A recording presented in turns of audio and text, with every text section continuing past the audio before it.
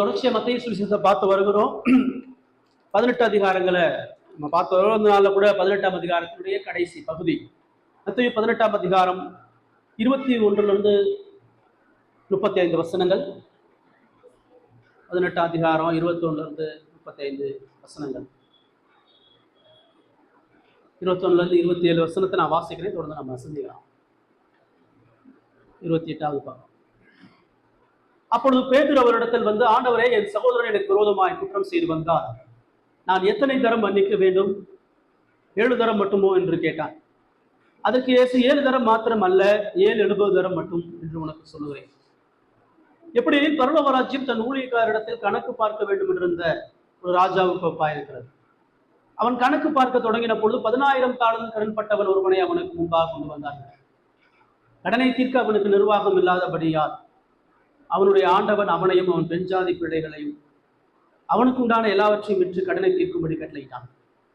அப்பொழுது அந்த ஊழியக்காரன் தாழ விழுந்து வணங்கி, ஆண்டவனே, என்னிடத்தில் பொறுமையாயிரும், எல்லாவற்றையும் உனக்கு கொடுத்து தீர்க்கிறேன் என்றான்.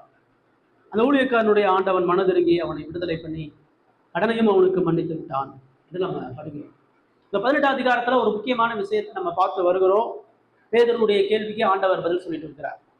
அதில் முதல்ல பேதுரு பரலோக ராஜ்யத்தில் எவன் பெரியவனா இருப்பான்னு சொல்லும் பொழுது, ஆண்டவர் தகுதி இல்லாதவன், தாழ்மையுள்ளவன், சுவிசேஷத்துக்கு பாத்திரமா வாழ்கிறவன், சுவிசேஷத்துக்கு இடர்கள் உண்டாக்காதவன், சமாதானம் பண்ணுகிறவன் சொல்லி பல குணாதிசயங்களை அவர் சொல்றார். அப்படி அவர்கள் சொல்லிக் கொண்டிருக்கும் பொழுது, எதுவரைக்கும் என்னுடைய சகோதரனை நான் அங்கீகரிக்கிறது, ஏற்றுக்கொள்வதுன்னு சொல்லும் பொழுது, உன் சகோதரன் உனக்கு விரோதமா பாவம் பண்ணா நீ எப்படி அவனை ஒப்புரவாகணும் கடந்த வாரத்துல நம்ம பார்த்தோம். அவனை தனிப்பட்ட முறையில போய் நீ பேசு, 2 விசுவாசிகளோட போய் பேசு, அதுக்கு அவன் செவிகளுக்கு நான் திருச்சபைக்கு சொல்லு, திருச்சபையிலிருந்து ஒழுங்கு நடவடிக்கை எடுத்து அவனை கிறிஸ்துவுக்குள்ளாக நீ ஆதாயப்படுத்துன்னு சொல்றார்.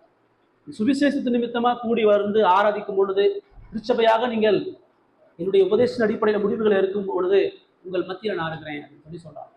சொல்லி முடிச்சதுக்கு அப்புறம் தான் 20வது வசனத்துல, 2 பேராவது 3 பேராவது என் நாமத்தினால எங்கே கூடியிருக்கிறார்களோ அங்கே அவர்கள் நடுவே இருக்கிறேன் அப்படின்னு சொல்றார் இயேசு.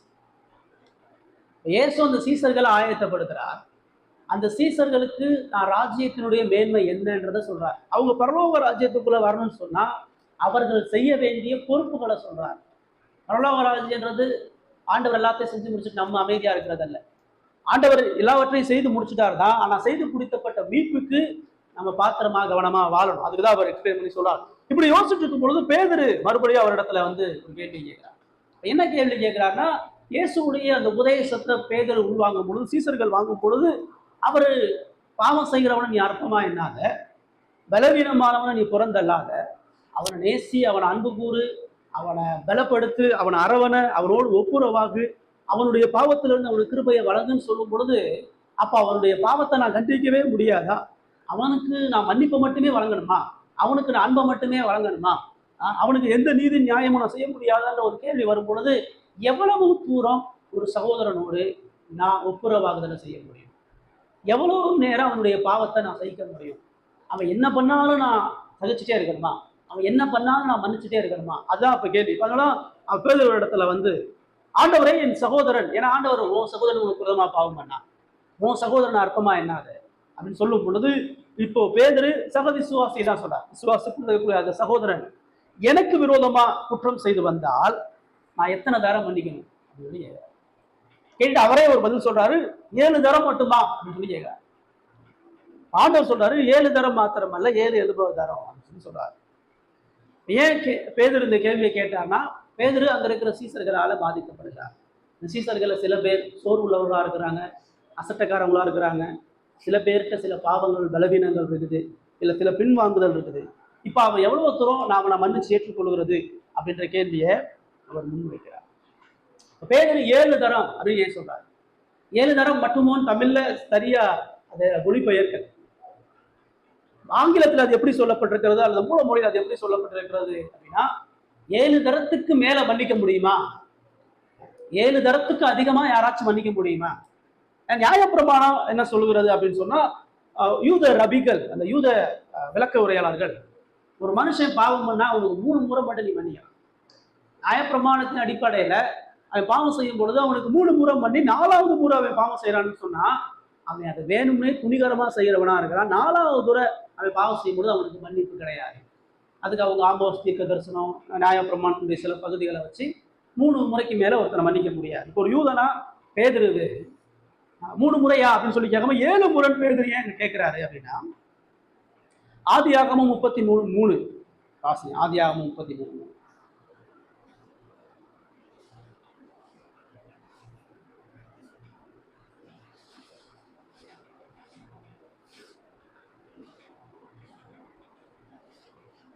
வாசிங்க. ஆதியாகமம் 33:3.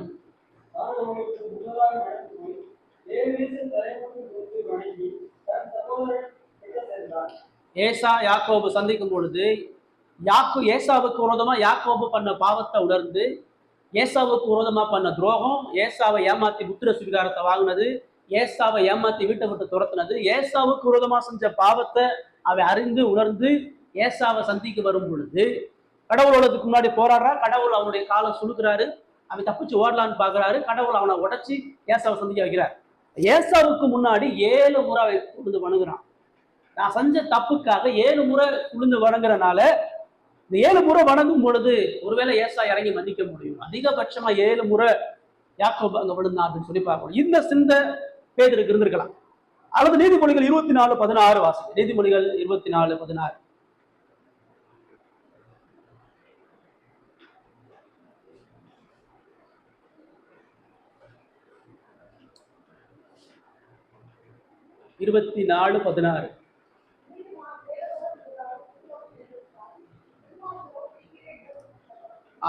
இப்போ ஒரு கடவுளுக்கு பயந்தவன் 7 முறை அவன் விழுகலாம்.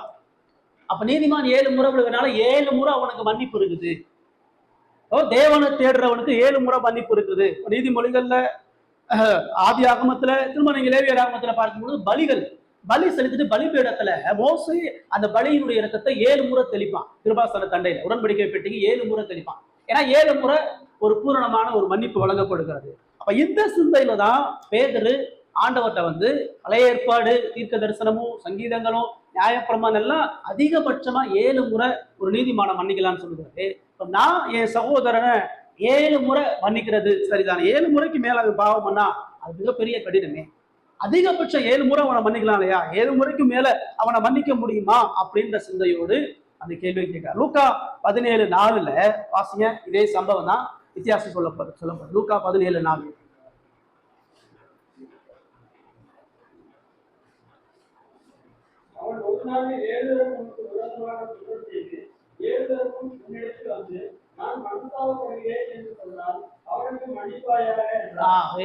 சொல்றாரு எத்தனை முறை மன்னிக்க? ஒரு நாள்ல 7 முறை குற்றம் செஞ்சு 7 முறையும் அவங்ககிட்ட மனம் திரும்பினானா மன்னிச்சிரு. வாழ்க்கை ஃபுல்லா இல்ல, ஒரு வருஷம் இல்ல, ஒரு நாள்ல 7 முறை அவன் பாவம் பண்ணி 7 முறை அவன் உங்ககிட்ட மனம் திரும்பி கேட்டானா அவனுக்கு மன்னின்னு சொல்லி சொல்றாரு. இதன் அடிப்படையில தான் பேதுரு இந்த கேள்வியை முன் வைக்கிறாங்க. இப்ப எல்லாரும் என்ன எதிர்பார்த்துட்டு இருக்கிறாங்க?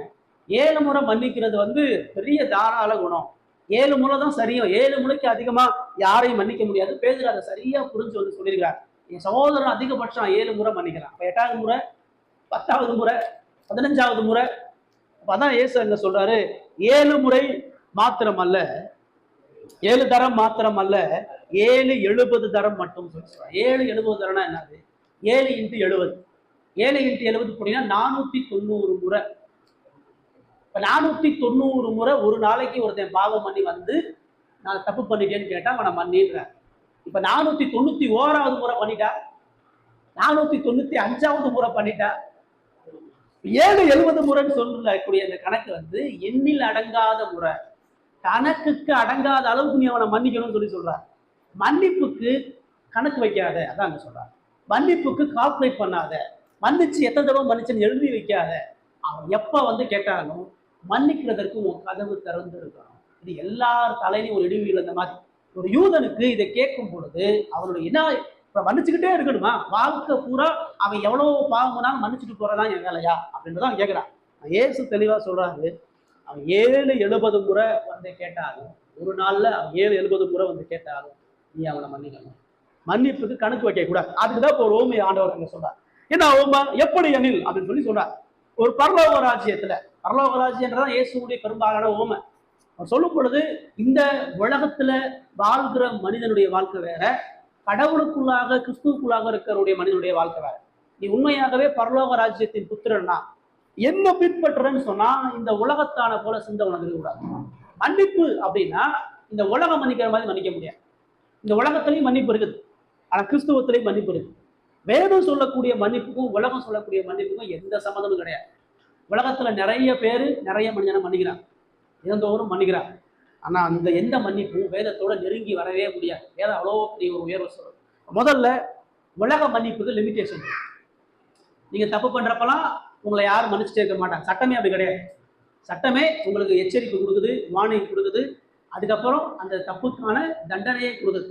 தண்டனையே இல்லாம சட்டம் கிடையாது, நாடு இயங்க முடியாது, இந்த உலகம் இயங்க. எல்லா மனிதனும் மன்னிப்புக்கு அளவு வச்சிருக்கிறான், மன்னிப்புக்கு காலம் வச்சிருக்கிறான், மன்னிப்புக்கு வழிமுறை வச்சிருக்கிறான். ஆனா வேதம் இங்க ஒரு வழிமுறை நமக்கு என்ன சொல்கிறது அப்படின்னு சொன்னா, ஆண்டவர் இங்க சொல்றாரு, ஒரு ஓமையில ஒரு ராஜா இருக்கிறான். அந்த ராஜா அநேக ஊழியக்காரர்களை வச்சிருக்கான். இங்க சொல்லப்படக்கூடிய ராஜா ஏதோ பட்டணத்துக்கு கிராமத்துக்குமான ராஜா கிடையாது. இவன் ஒரு பேரரசன். ஏன்னா அவன் கொடுக்கப்பட்ட கடன் சொல்லுது, அவன் 10,000 தாளந்த ஒருத்தனுக்கு கொடுத்துருக்கான். இப்போ 10,000 தாளந்து கடன் அப்படின்னு நீங்க பாத்தீங்கன்னா அது கோடிக்கணக்கில் அடங்கிய ஒரு பணம். இப்ப இந்த ராஜா ஒரு பெரிய பேரரசன், அவனுக்கு பெரிய மகாணங்கள் இருக்குது, அவனுக்கு அநேக ஊழியர்கள் இருக்கிறான். ராஜாவுக்கு நிலம் இருக்கும், ராஜாவுக்கு பொக்கிஷ அறை இருக்கும், ராஜாவுக்கு மிருகங்கள் இருக்கும், அவன் தொழில் வச்சிருப்பான், வியாபாரம் பண்ணிட்டு இருப்பான், நிறைய விஷயங்கள் அவனுடைய அரண்மனைகளை பாதுகாக்கக்கூடிய எல்லா காரியங்களும் இருக்கும். எல்லாத்துக்கும் அவன் பெரிய பெரிய ஆட்களை வச்சு ஞானம் மிக்கவர்கள், திறமை மிக்கவர்கள், பலசாலிகள், இவங்க எல்லாம் தன்னுடைய அரசாங்கத்துக்கு வேலையாட்களை வச்சிருப்பான். அப்படி அந்த ராஜா வேலை அமைக்கப்பட்ட ஆட்கள்ல ஒருத்தனை கூப்பிட்டு கணக்கு பார்க்கலாம். நான் சொல்றது ஊழியக்காரிடத்தில் கணக்கு பார்க்க வேண்டும் இருந்த ஒரு ராஜாவுக்கு ஒப்பா இருக்குது. ராஜாக்கள் எப்பொழுதுமே வருஷத்துக்கு ஒரு முறை தன்னுடைய சொத்து எவ்வளவு இருக்குது, தன்னுடைய வியாபாரம் எப்படி போயிட்டு இருக்கு, தன்னுடைய தேசத்தினுடைய பணம் எவ்வளவு இருக்குது எல்லாம் அவங்க கேட்பாங்க. சில ராஜாக்கள் 6 மாசத்துக்கு ஒரு முறை, இப்ப விவசாயத்துல இன்வெஸ்ட் பண்ணிருந்தா 3 மாசத்துக்கு ஒரு முறை அதனுடைய கணக்கு பலனை ஒப்பு கொடுக்கணும். ராஜா கேட்பார். இப்ப அப்படி ராஜா ஒரு முறை தன்னுடைய ஊழியக்காரர்களை கூப்பிட்டு அவன் கணக்கு கேட்கறான். என்னப்பா, என்னென்ன தொழில்ல என்னென்ன பொறுப்புல எவ்வளவு சொத்து இருக்குது, எவ்வளவு நஷ்டமாயிருக்குது, எவ்வளவு இம்ப்ரூவ் பண்ணணும், எவ்வளவு இது இருக்குதுன்னு சொல்லி அவன் கேட்பான். அப்படி கேட்கும் பொழுது அங்க ஒரு ஊழியக்காரன் ராஜா கிட்ட கணக்கு ஒப்புவிக்கும் பொழுது அதுல அது சொல்லுது, அவன் கணக்கு பார்க்க தொடங்கின பொழுது 10,000 தாளந்து கடன்பட்ட ஒருவனை அவனுக்கு முன்பாக கொண்டு வந்தார். 10,000 தாளந்து அப்படின்னா நமக்கு முதல் என்னன்னு தெரியும். 10,000 தாளந்து அப்படின்னா ஒரு தாளந்து அப்படின்றது ஒரு ஒரு செல்வந்தன், ஒரு பணக்காரன் 15 வருஷமா சம்பாதிச்ச பணம் தான் ஒரு தாளந்து. நீங்க ஒரு தாளந்து சம்பாதிக்கிறதுக்கு ஒரு பெரிய பணக்காரனா இருந்தீங்கன்னு சொன்னா 15 வருஷம் உழைக்கணும். இப்போ பாபரனா இருந்தீங்கன்னு சொன்னா 150 வருஷம் உழைக்கணும். 150 வருட ஒரு சாதாரண ஒரு யூதனுடைய பணம் தான், ஒரு சம்பளம் தான் ஒரு தாளந்து. இப்ப இவன் இங்க 10,000 தாளந்து வச்சிருக்கிறான். நீங்க ரோமர்கள் கிரேக்கர்கள் வாழும் காலத்துல லட்சம் கோடி என்ற கணக்கே கிடையாது. அவங்களுடைய அதிகபட்ச கணக்கே 1000 தான். 100க்கு அதிபதி, 1000 போர்ச்சேவர்களுக்கு ஒரு அதிபதி நீங்க வாசிக்க முடியும். லட்சத்துக்கு அதிபதி நீங்க எங்கேயும் வாசிக்க முடியாது. கோடிக்கு அதிபதி நீங்க எங்கேயும் வாசிக்க முடியாது. அதெல்லாம் நாடுகள் வளர்ந்து பகிர்ந்ததுக்கு அப்புறம் தான் லட்சங்கள் கோடிகள்லாம் வந்துச்சு. சரிங்களா? வெளிப்படுத்தல ஆண்டவர் லட்சம்ன்ற சிலதை சொல்ல 1,44,000 1,20,000 காலாட்கள் அப்படின்னு சொல்லும்போது அது தோராயமான கணக்கு தான். அதிகமான எண்ணிக்கை கடங்கில்லாத ஒரு படையை சொல்றதுக்கு அதை பயன்படுத்துவாங்க. இப்ப இங்க 1000 10,000 பழைய ஏற்பாட்டுல சங்கீதங்களை சொல்லப்படுது. 1000 10,000 தேவதூர்களோட இயேசு வருகிறார்.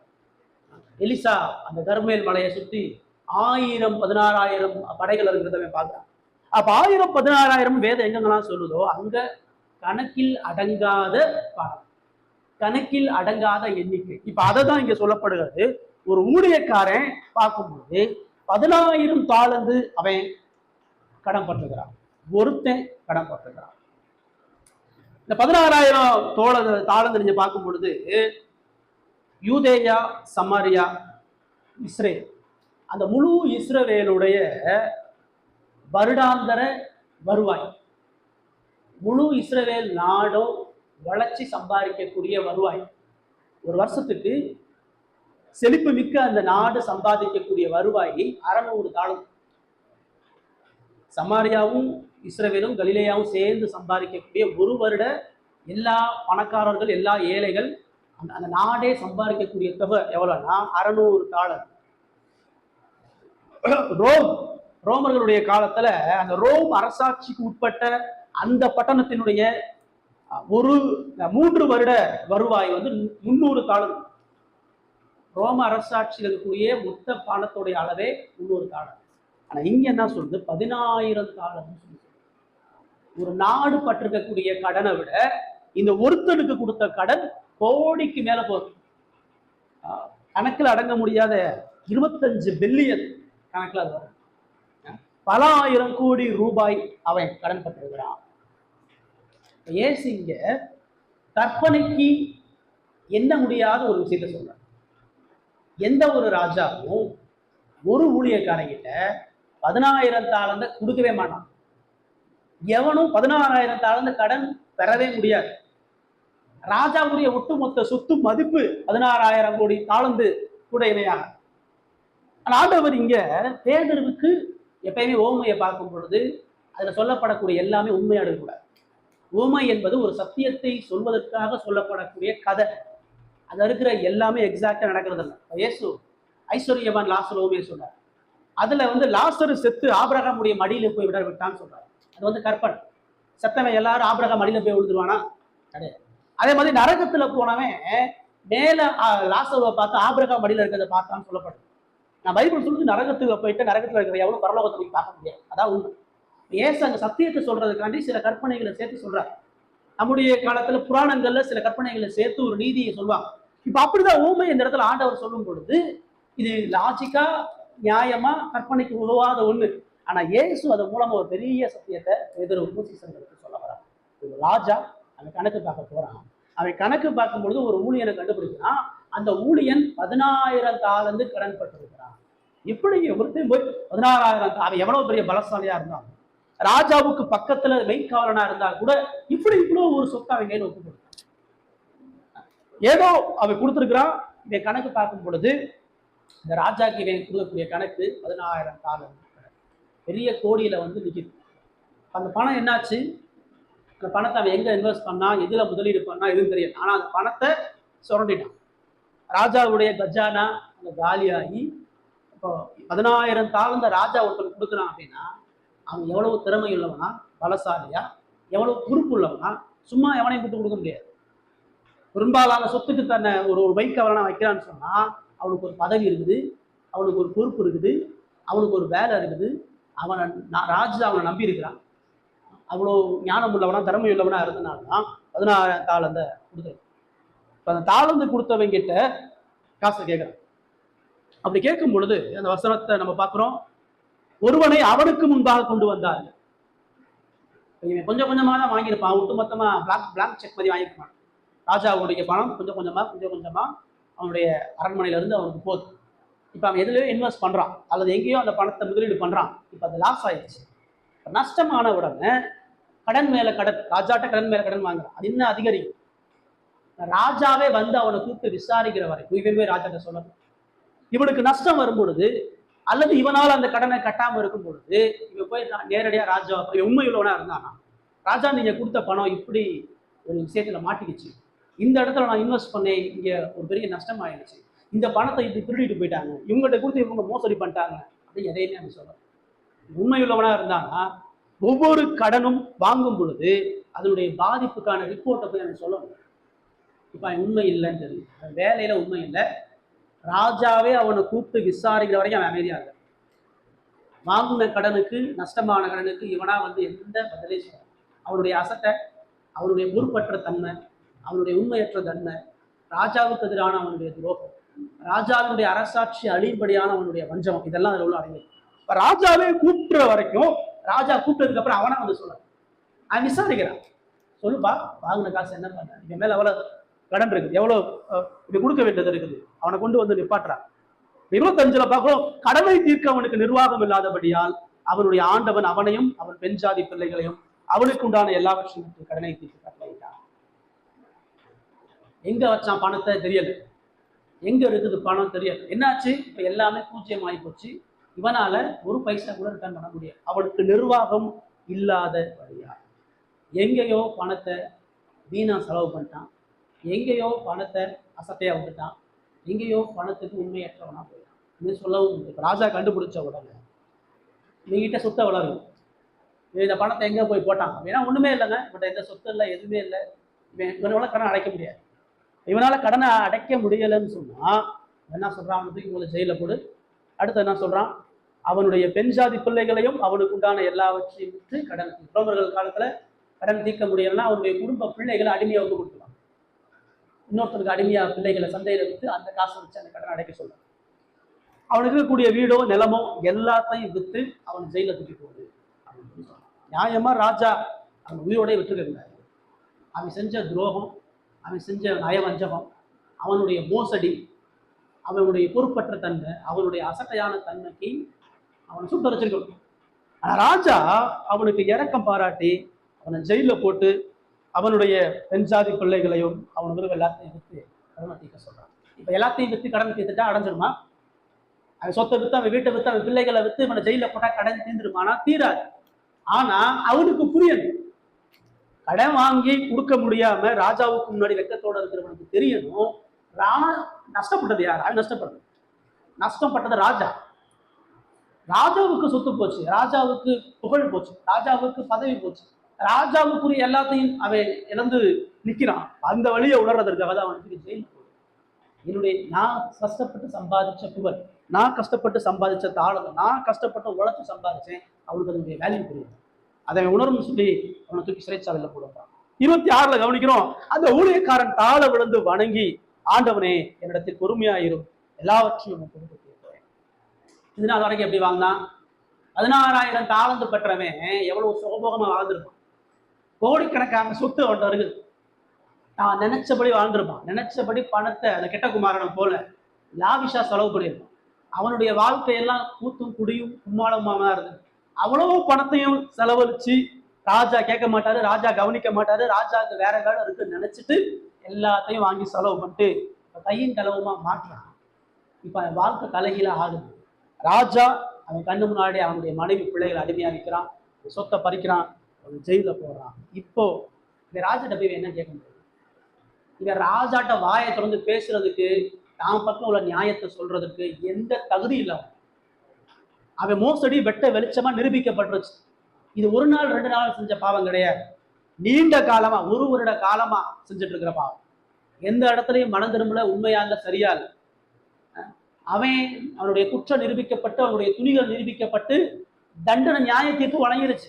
இவன் நீ ராஜாட்ட பேசுறதுக்கு எந்த முகாந்தரமும் கிடையாது. ஆனாலும் அவன் பேசுறதை கேட்கிறான். இவன் பேசுறான், என்ன சொல்றான்? கீழே விழுதுறான். அவனுடைய சிங்காசனத்துக்கு முன்னாடி விழுந்து வணங்கி, ஆண்டவனே என்கிட்ட பொறுமையா இருக்கு, நான் எல்லாத்தையும் கொடுத்து தீர்க்கிறேன், என்கிட்ட பொறுமையா இருங்க, எல்லாவற்றையும் கொடுத்து. எப்படி கொடுத்து தீர்ப்பான்? இந்த கடனை இவன் அடைக்கிறதுக்கு இவன் 22 லட்சம் வருஷம் உயிரோட இருக்கணும். 22 லட்சம் வருஷம் உயிரோட இருந்து இவன் உழைச்சா அடைக்கணும். இவன் கடன் அடைப்பதற்கு எந்த சாத்தியம், எவ்வளவு பொறுமையாக அவனால அடைக்க முடியாது. ஆனா அவன் அந்த எஜமான்கிட்ட கெஞ்சி என்கிட்ட பொறுமையா இருக்கு சொல்லி தாழ விழுந்து அழுது பயந்து இறக்கத்துக்காக கெஞ்சுறான். 27 நம்ம கவனிக்கிறோம், அந்த ஊழியக்காரனுடைய ஆண்டவன் மனதிறங்கி அவனை விடுதலை பண்ணி கடனையும் அவனுக்கு மன்னித்து. இதான் கதையிலேயே ஒரு பெரிய ஆச்சரியத்திலேயே ஆச்சரியம், ஒரு பெரிய ட்விஸ்ட்.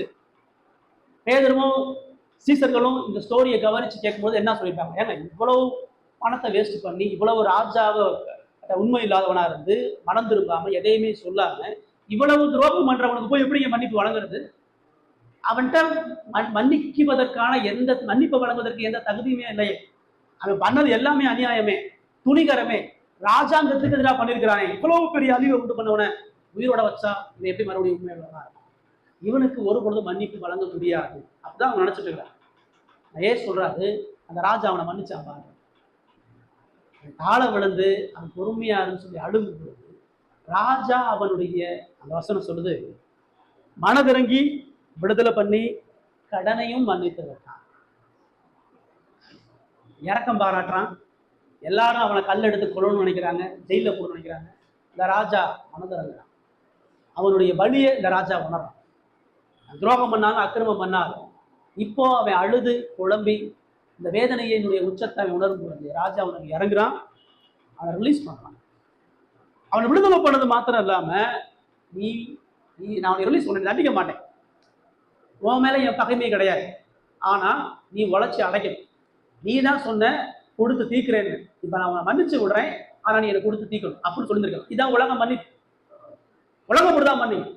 ஐயா, நான் உன்னை மன்னிச்சிட்டேன், உன் பகைமையை மன்னிச்சிட்டேன், ஆனா நீ எனக்கு இதை கவனமா பொறுப்பா நீ செய்யணும், நீ என்கிட்ட சரியா செய்யணும். ஆனா இவன் இந்த ராஜா அவனை மனதிறங்கி விடுதலை பண்ணி கடனையும் அவனுக்கு மன்னித்துட்டான். நீ எனக்கு துரோகம் பண்ண, நீ என் சொத்தை அழிச்ச, நீ என் புகழ அழிச்ச, நீ எனக்கு நயவஞ்சகமா இருந்த, ஆனா நீ செஞ்ச அந்த எல்லா கடனையும், இந்த 16,000 தாளந்து கடனையும் நான் மன்னிக்கிறேன். ராஜா கூட இருந்த மற்ற ஊழியக்காரனுக்கு எப்படி இருந்திருக்கும், ராஜாவுடைய மனைவிக்கு எப்படி இருந்திருக்கும், ராஜாவுடைய பிள்ளைகள் இதை எப்படி யோசிச்சு பார்த்துப்பாங்க. ஒட்டுமொத்த ராஜ்யத்துக்கு துரோகம் பண்ணிட்டு இவ்வளவு காலம் மூடி மறைச்சிட்டு இவ்வளவு அநியாயத்துல இருக்கிறான், எண்ணிக்கைக்கு அடங்க முடியாத சொத்தை கொள்ளையடிச்சுட்டான், இவனை போய் எப்படி மன்னிக்க முடியும்? இயேசு இந்த ஓமையில டிஸ்கிரைப் பண்ணி சொல்றாரு, உன் மன்னிப்பு இப்படி இருக்கணும்பா. உன் சகோதரன் உனக்கு விரோதமா பாவம் பண்ணான்னு சொன்னா உன் மன்னிப்பு இந்த ராஜா மன்னிக்கிறது போல மன்னிக்கணும். நீ 7 தரமான்னு கேட்கிறேன், 7 தரம் அல்ல, 16,000 முறை நீ அவனை மன்னிக்கணும். 70 முறைன்னு சொல்லும் பொழுது இந்த ராஜா அவனை மன்னிப்பதற்கு எவ்வளவு ஆழமா இருக்குதோ உன் மன்னிப்பு அப்படிப்பட்ட மன்னிப்பாக இருக்கணும் சொல்றாங்க. பேதுருவுக்கு மன்னிப்பு விளக்கப்படுத்தும் போது என்ன சொல்ல வர்றாரு? பேதுருவே, நீ கடவுளுக்கு கடங்காரன், உனக்கு தெரியுமா? நீ உன் சகோதரனை மன்னிக்கணும்னு சொன்னா நீ மன்னிப்பை பெறணும். கடவுளுடைய மன்னிப்பு உனக்கு இல்லாம இன்னொரு சகோதரனை உன்னால 1 இன்ச்சு கூட மன்னிக்க முடியாது. நீ மன்னிக்கும் பொழுது கடவுளுடைய மன்னிப்பு உன் மேல எப்படி இருக்குன்னு பார்த்தாதான் நீ அவனை சரியா மன்னிக்க முடியும். கடவுளுக்கு முன்னாடி இந்த 16,000 தாளந்து பெற்றவன் யார் தெரியுமா? நீதான். நீ இந்த கதை நான் வேற யாரையோ சொல்லல, நான் உன்னைய சொல்றேன், என்னுடைய சீசன் எல்லாரையும் சொல்றேன். நீங்க எல்லாரும் பரலோக ராஜாவாகிய தேவனுக்கு முன்பாக 16,000 தாளந்து பெற்ற கடன்காரர்கள்.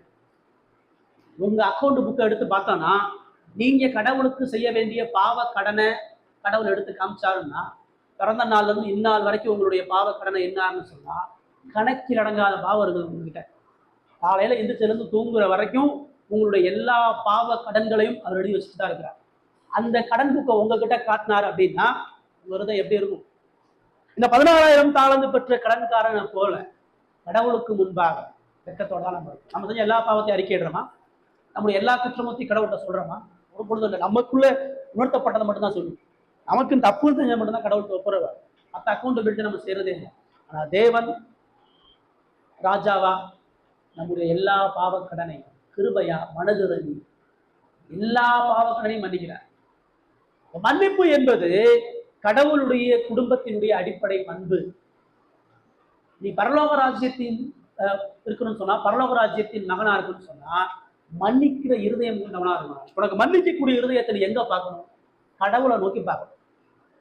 இப்ப பேதுருவுடைய பிரச்சனை, என் சகோதரனுடைய பாவத்தை இவ்வளவு பெருசா இருக்கு, அவன் 7 முறை பாவம் பண்றானே, அவன் தினந்தோறும் என்னை காயப்படுத்துறானே, ஒரு நாளைக்கு இவ்வளவு தூரம் என்னை கடினப்படுத்துறானே, நான் மன்னிக்க முடியுமான்னு கேட்கிறேன்.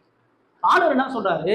நீ தினந்தோறும் கடவுளை இவ்வளவு தூரம் காயப்படுத்துற, நீ தினந்தோறும் கடவுள்கிட்ட 16,000 முறை கடவுளை கோபப்படுத்துற, உன் பேச்சு மூலமா உன் செயல் மூலமா தினந்தோறும் கடவுளுக்கு எதிராக நீ இருக்கிற, உன்னைய கடவுள் மன்னிக்கல. இப்ப நீ மூச்சு விட்டுட்டு இருக்கிறதே அந்த மன்னிப்பு மேல நடைபெற்று கொண்டிருக்கிற. உன்னை கடவுள் இன்னைக்கு உயிரோட விட்டு வச்சுட்டு இருக்கிறாருன்னா இயேசு உன் மன்னிப்புக்காக பரிந்து பேசிட்டு இருக்கிறார்.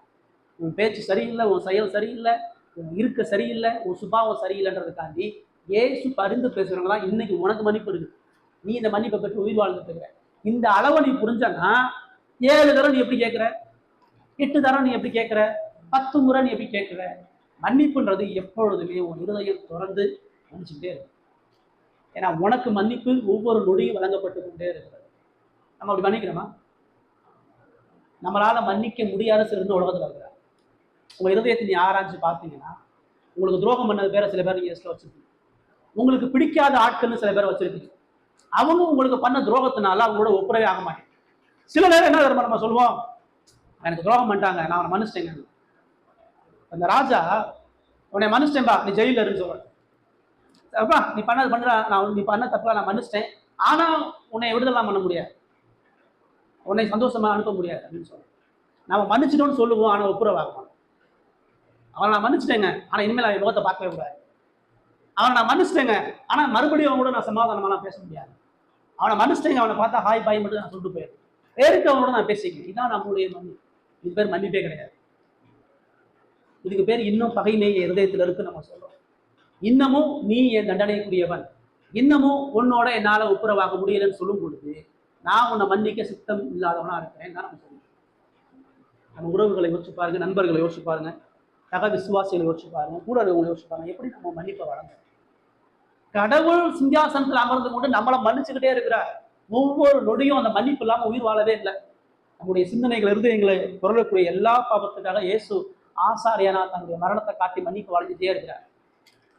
நம்ம மன்னிப்பை அறகுறையா வழங்குறோம், மனித சிந்தனையை வழங்குறோம்.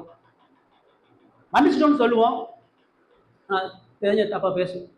ஹஸ்பண்ட் அண்ட் ஒய்ஃப் சண்டை வரும்பொழுது, சாரி நான் தெரியாமல் பண்ணிட்டேன் அப்படின்னா, சரிப்பா நான் மன்னிச்சிட்டேன், சமாதானம் ஆயிடுவாங்க. திரும்ப இன்னொரு முறை பிரச்சனை வரும். நீ 4 வருஷத்துக்கு முன்னாடி அதை பண்ண, அப்போ நீ இப்படி நடந்துக்கிட்ட தெரியுமா சொல்லுவான். அன்னைக்கு நீ இப்படி இருக்கல, இன்னைக்கு நீ இதே மாதிரி தான் இருக்கு. அப்ப நீ அன்னைக்கு மன்னிக்கல, அன்னைக்கு நீ மன்னிச்சிட்டேன்னு சொல்லிட்டு இன்னும் இருதயத்தை நீ வச்சிருக்கிறேல. அன்னைக்கு இருக்கக்கூடிய அந்த பாவ சிந்தனை இன்னமும் இருதயத்துல மறைக்கப்படாம இருக்குல்ல, இதுக்கு பேர் மன்னிப்பு கிடையாது. கடவுள் அப்படிலாம் மன்னிக்கல. கடவுள் பழச 16,000 தாழ்ந்த மனுஷன் அவ்வளவுதான், இனி நான் நினைக்க போறதே இல்லை. உன் பாவத்தை சமுத்திரத்துடைய ஆழத்தை நான் போட்டுட்டேன், மேற்கு கிழக்கு எவ்வளவு தூரமோ அவ்வளவு தூரம் உன் பாவத்தை நான் கடத்திட்டேன், என் முதுகுக்கு பின்னாடி உன் பாவத்தை போட்டுட்டேன், அப்புறம் திரும்பி நான் பார்க்கவே மாட்டேன். நம்ம பார்த்துக்கிட்டே இருக்கிறோம். அன்னைக்கு ஒரு அப்படி பேசினாருங்க, அன்னைக்கு இப்படிப்பட்ட ஒரு வார்த்தையை சொல்லிட்டாருங்க, இவ்வளவு பெரிய மோசமான வார்த்தை எனக்கு எதிராக சொல்றாரு, இப்படி செஞ்சுட்டாருங்க, இப்படி துரோகம் பண்ணிட்டாருங்க, நம்ம நினைச்சுக்கிட்டே இருக்கோம். இது கிறிஸ்தவ வாழ்க்கை. இது மன்னிப்பு பெற்ற ஒரு மனிதனுடைய வாழ்க்கை கிடையாது. கடவுளுக்கு முன்பாக நாம் எல்லாரும் கடங்காரங்களா நிற்கிறோம். இந்த கடங்காரன் இந்த ராஜாவுக்கு முன்னாடி ரத்தத்தோட அதை அடைக்கக்கூடிய பலன் இல்லாம தான் உயிர் போகக்கூடிய, தான் குடும்பம் உடையக்கூடிய நிலையில வந்து இறக்கத்துக்காக கெஞ்சினா, அப்படிப்பட்ட மனம் திரும்பத்தோடு வந்தா மட்டும்தான் மன்னிப்பு நம்முடைய வாழ்க்கையில சாத்தியம். ஆராய்ஞ்சு பார்ப்போம். ஆண்டவரே, என்னுடைய வாழ்க்கையில மன்னிப்பு உண்மையா இல்லை, நான் மனப்பூர்வமா மன்னிக்க முடியல, நான் பகைமையோட மன்னிக்கிறேன், சுயநலமா மன்னிக்கிறேன், நாம மன்னிச்சுட்டேன்னு சொல்லி சில விஷயங்களை நான் இருதயத்தை வச்சுட்டு இருக்கிறேன், எனக்கு மன்னிக்கக்கூடிய இருதயத்தை தருவதற்கு நீர் எனக்கு கொடுத்த மன்னிப்பு உணர செய்யணும்னு சொல்லி கேட்போம். 22-30 வாசிங்க. 28-30.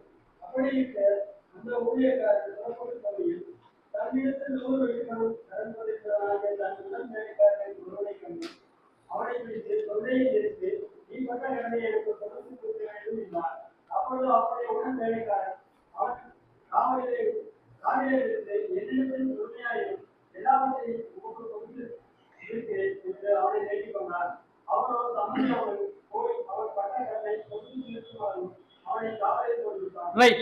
21-27 நம்ம பார்த்த முதல் விஷயம், கடவுளுடைய மன்னிப்பை பெறாம சக மனிதனை நம்ம மன்னிக்க முடியாது. நான் ஒருத்தனை மன்னிக்கணும்னா கடவுள் என்ன மன்னிக்கணும். கடவுளுடைய மன்னிப்பு என் வாழ்க்கையில இருந்தா மட்டும்தான் இன்னொருத்தனை நான் மன்னிக்க முடியும். இயேசுவால நான் மன்னிக்கப்பட்டவனா இருந்தாதான் சக விசுவாசிய துரோகியை என்னால மன்னிக்க முடியும். 2வது 28-30, கடவுளுடைய மன்னிப்பை வழங்காதவன் மனுஷ கொலைபாதகன். மன்னிப்பை வழங்காதவன் மனுஷ கொலைபாதகன். இதான் நம்ம கவனிக்கிறோம் பாருங்க. இயேசுடைய பேதுருடைய கேள்விக்கு ஓமையிலே முடிச்சிட்டார். நீ எவ்வளவு தூரம் மன்னிக்கணும்னு கேட்கிறாரு. எப்பா, நீ 16,000 தாழ்ந்து பெற்ற கடங்காரன், கடவுள் உன்னை மன்னிச்சது போல மன்னி, அவ்வளவுதான், இதுக்கு மேல எக்ஸ்பிளைன் தேவையில்லை.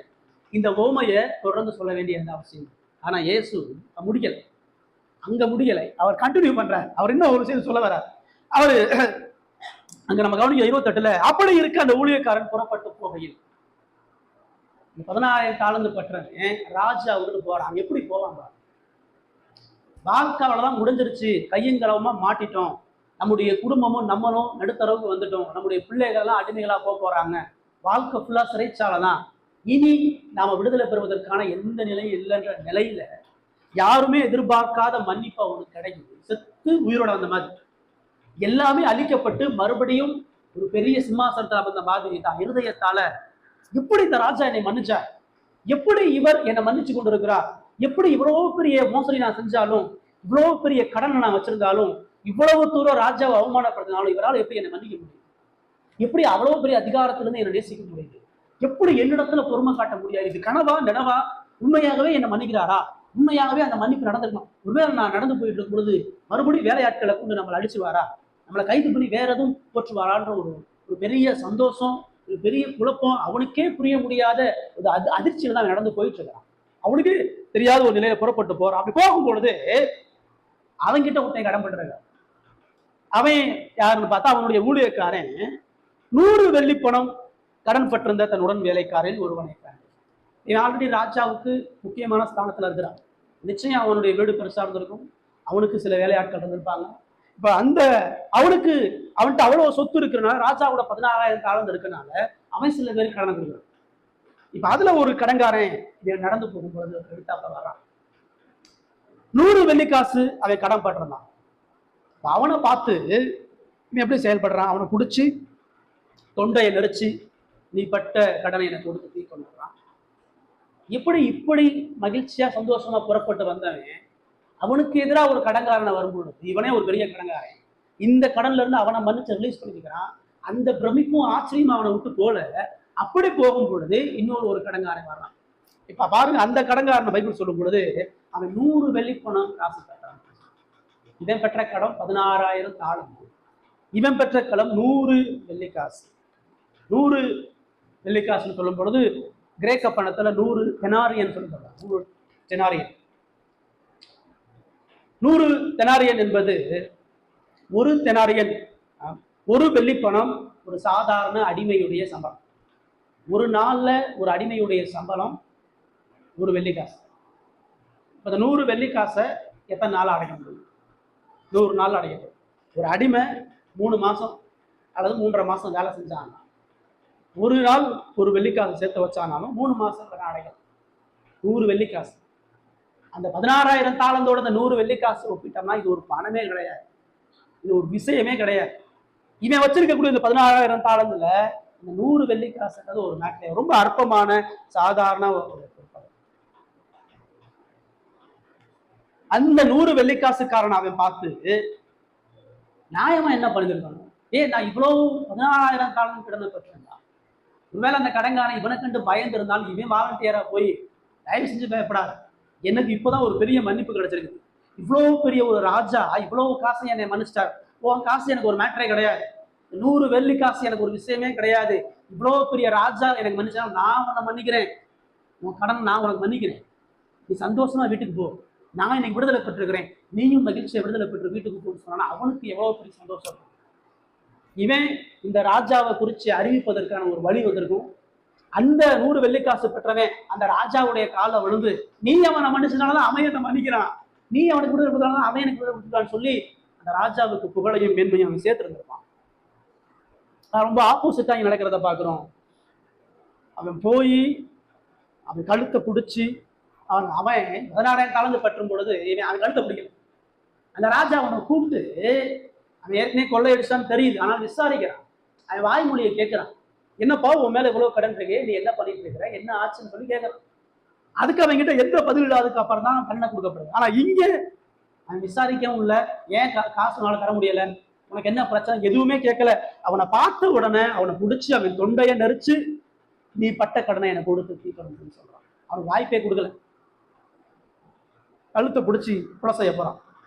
இப்ப அந்த ஊழியக்காரன் என்ன பண்றான், அவன் காலில் விழுகிறான். இவன் காலில் தான் விழுகல. இந்த 16,000 தாளந்து பெற்றவன் ராஜா சிங்காசனத்துல இருக்கிறான், அவன் கீழே தாள தான் விழுகிறான், தரையில தான் விழுகிறான். ஆனா இந்த 100 வெள்ளிக்காசு பெற்றவன் அவன் காலை பிடிச்சிட்டு கதறான்.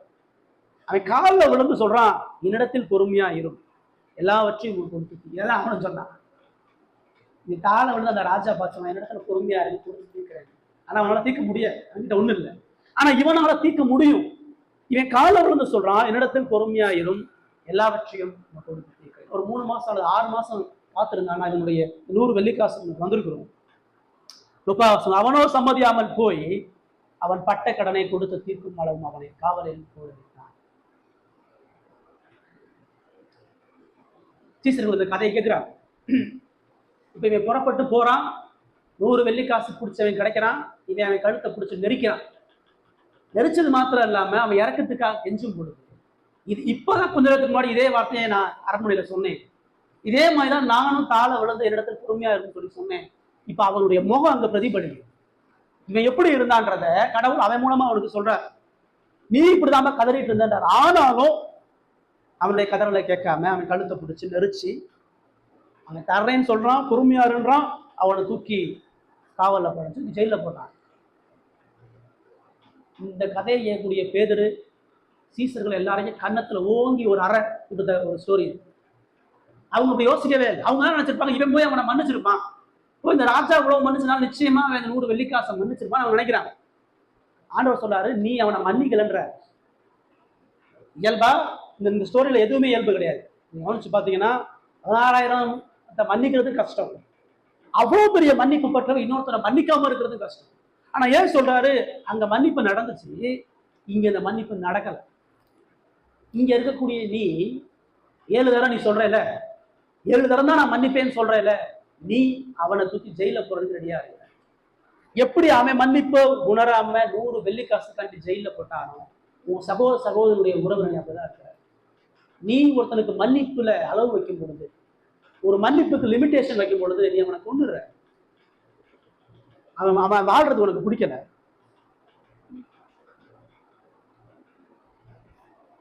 விசுவாசிகள் மன்னிக்க தவறும் பொழுது நாம் கடவுளுடைய பிள்ளைகளை கொலை செய்கிறோம். சகோதரனை மன்னிக்க தவறும் பொழுது அவனை கொன்றோம்.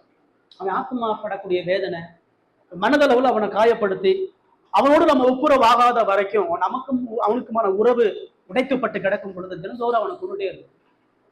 ஒருத்தர் உங்களை பிடிக்கவே இல்லை, உங்களுக்கு ஒரு பெரிய துரோகம் பண்ணிட்டார், ஆனா தினந்தோறும் நீங்க அவரை பார்த்து கடந்து போய் அவரை பார்க்கும் பொழுதெல்லாம் உங்களுக்கு அவர் மேல கோபம், அவர் உங்களுக்கு பண்ண கொடுமை, அவர் உங்களுக்கு பண்ண ஏமாற்றம் அநியாயம் உங்க முகத்துல வந்துட்டே இருக்கு.